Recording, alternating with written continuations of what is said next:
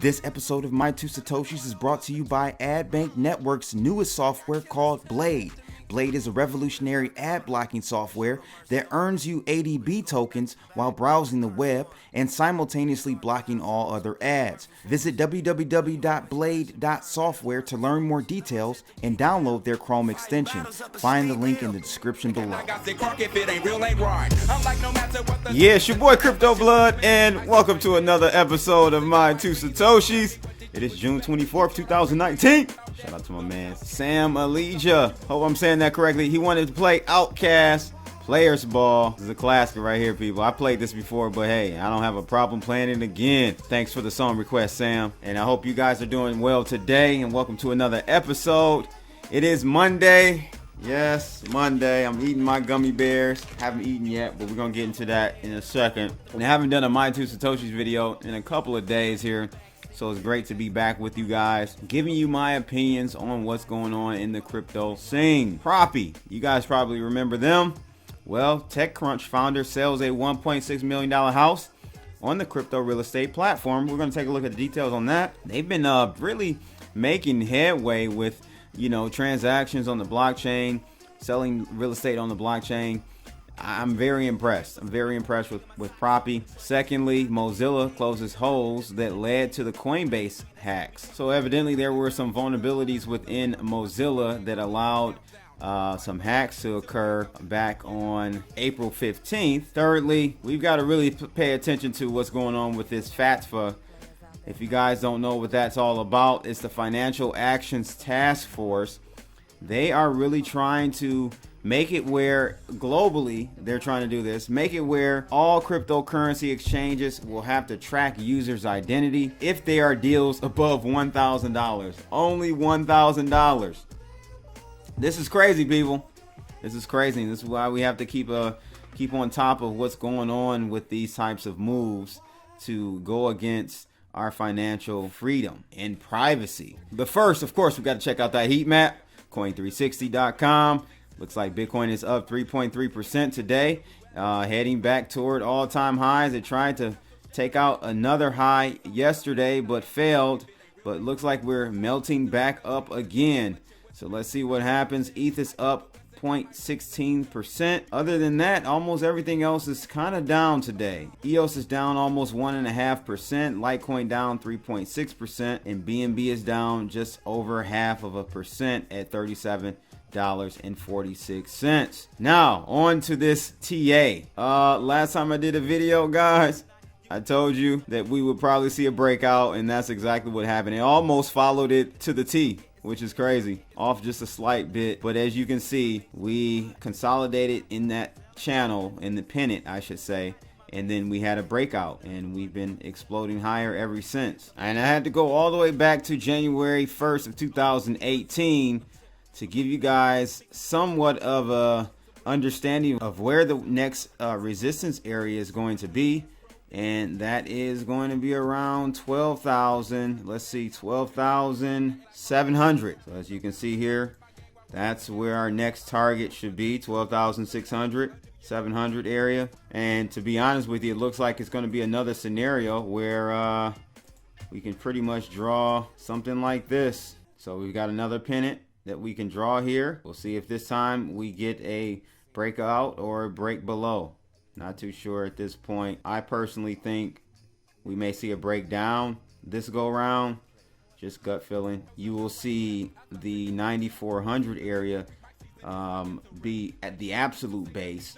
But more importantly, this area, this trend line, I'm just going to extend outward. This trend line is now going to be most likely an area of support for us.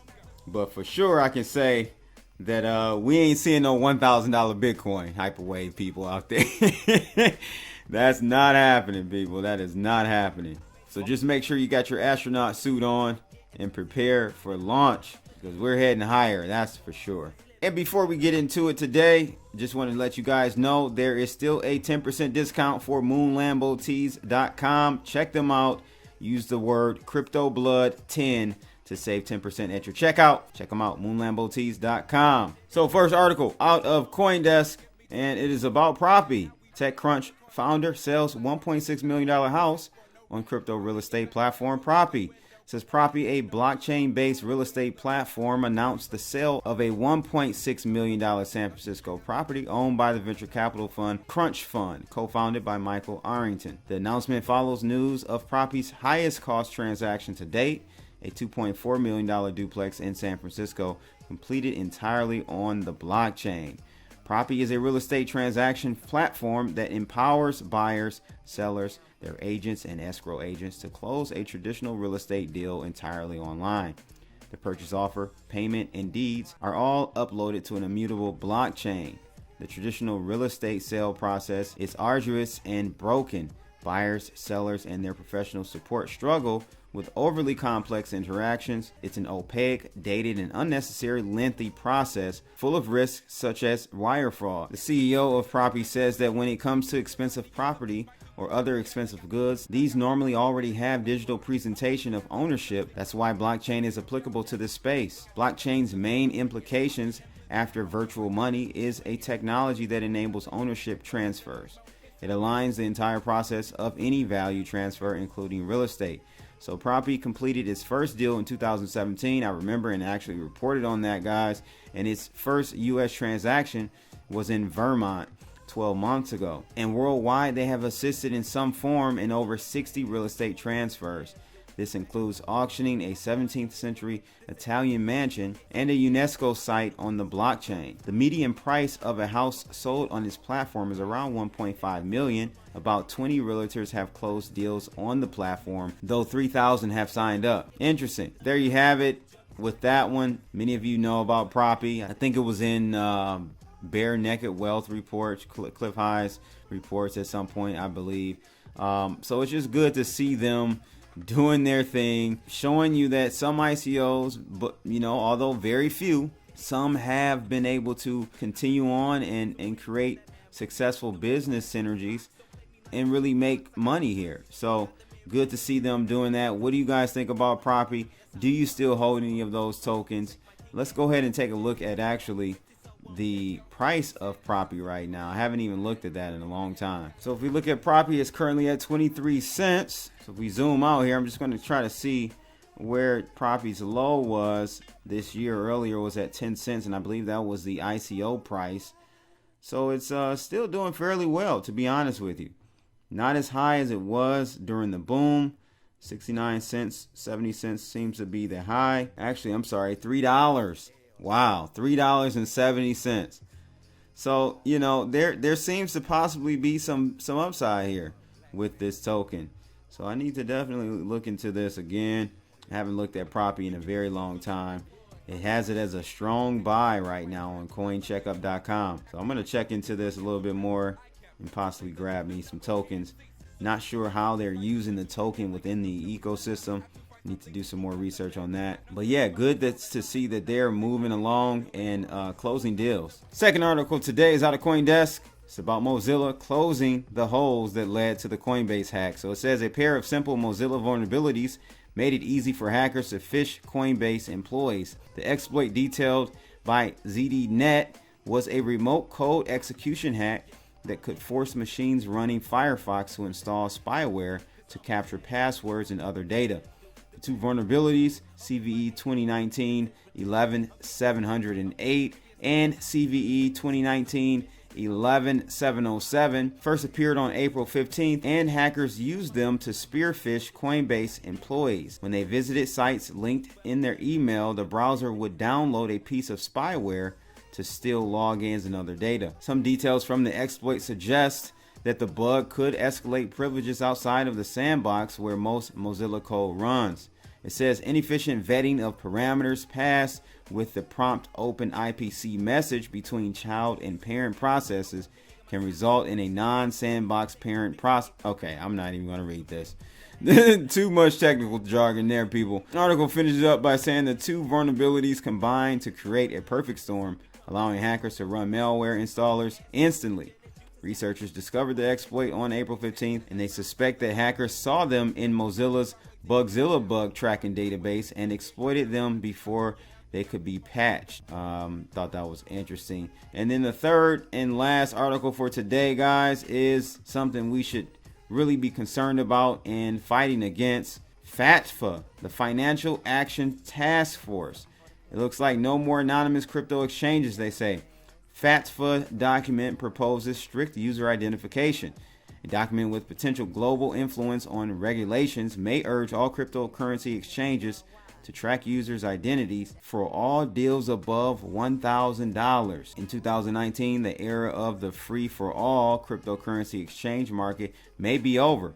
The recently released Financial Actions Task Force paper reveals a position demanding strict know-your-customer procedures for even relatively small digital assets. This is crazy. In cases where a virtual assistant service provider carries out an occasional transaction, however, the designated threshold above which VSAPs are required to conduct CDD is 1,000 USD. The paper suggests. In the past, exchanges had various tiers for verification, with the possibility for total anonymous exchanges between two coins.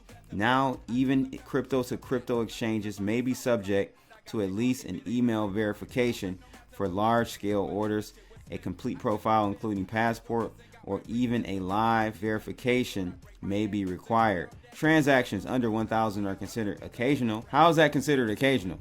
I can occasionally transfer $20,000. How? I don't understand that. Anyway, the transactions under 1,000 are considered occasional. However, even for digital asset ATMs, there may be a requirement for the machine operator to register as VSAPs. The FATFA document also discussed the potential risk for each country based on the fact that digital asset transactions can be used to obfuscate the identity of the sender and receiver.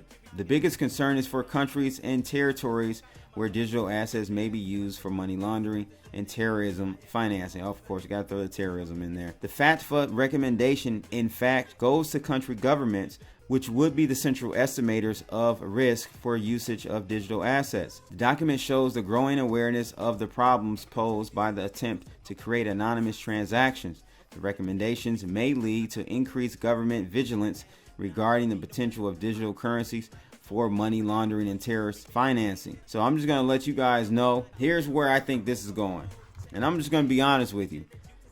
At a certain point, it's going to be illegal to hold privacy coins. I think that's how draconian, how far they're going to go with this thing. They're going to have it where if they catch you with any privacy coin, it's going to be considered like a contraband or something. You know what I'm saying? Like, that's how far I think they're going to go with this, because they really can't stop it, right? They can't stop you from using decentralized exchanges as those become more popular. They really can't stop anything where in the future this is going to happen, where websites will be hosted on the blockchain.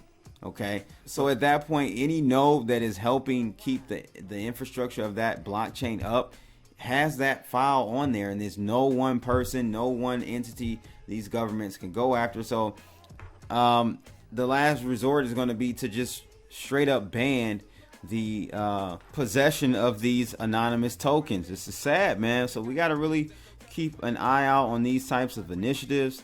And I just want to make sure I continually bring these to your attention, people. But that's it for today, ladies and gents. I hope you guys enjoyed this episode. Make sure you like, share, and subscribe. Click that bell. Surely those efforts help this channel grow, so I hope you guys do that. Shout out again to my man Sam for that song request. Outcast, Players Ball. That's my two Satoshis for today, people. June 24th, 2019. I'm out of here, people. Holla!